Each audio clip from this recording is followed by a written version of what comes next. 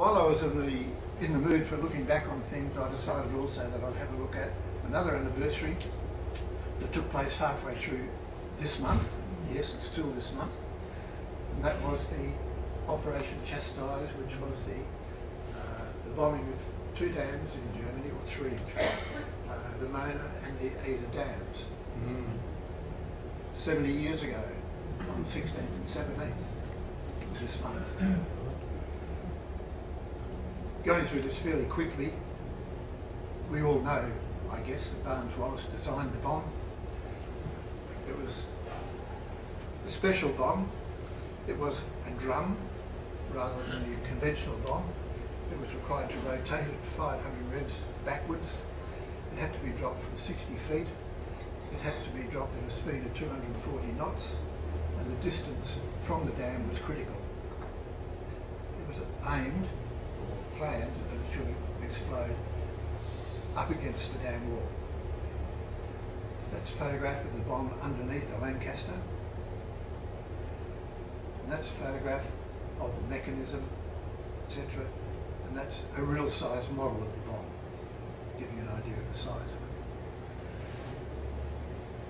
it. A model was tested in a tank about 6 months before this day here, and then in January 1943 it was tested in North Wales. After a few problems, they got things sorted out, and there was arguments as to whether it should have been proceeded with, because it required a fleet of Lancasters, it required training, it required all sorts of things, which some people said were detracting from the war effort.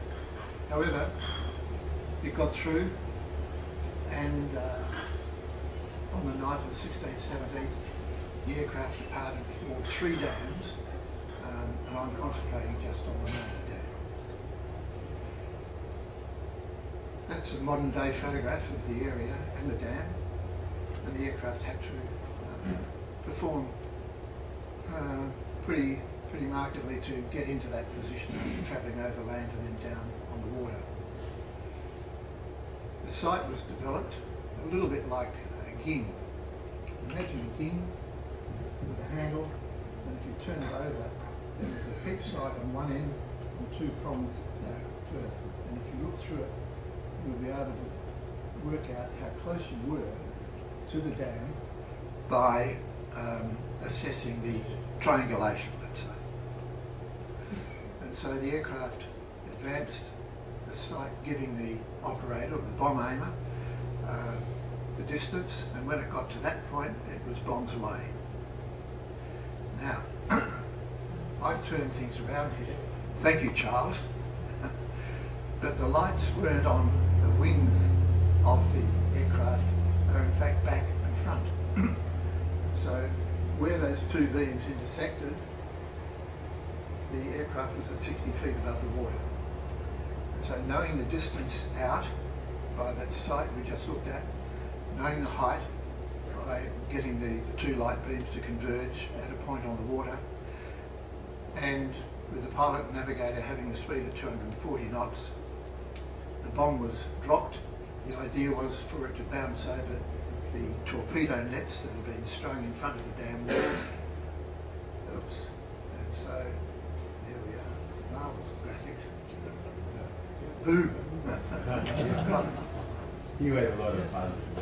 Yeah, it took me half a day. That was the result of the Mohne dam. That was the result of the Eder dam. So you can say it was successful. There was a lot of life lost on the ground and in the air. It wasn't as easy as you might think for an aircraft. The second aircraft to go in was affected by its own bomb. It became uncontrollable and crashed, killing all on board. And Guy Gibson got himself a VC because he flew in and drew the flak away from the approaching aircraft. So both dams provided hydro power and drinking water to the Ruhr Valley. The third dam was the Sorpe Dam. That was an earth dam. It wasn't breached, but it was badly damaged. If you're a bit of a bookworm, Dambuster by Paul Brickhill tells the story very, very well. And of course Wallis went on to develop the Tall Boy, the Grand Slam and other deep penetration bombs which left their mark on those that took part in World War II.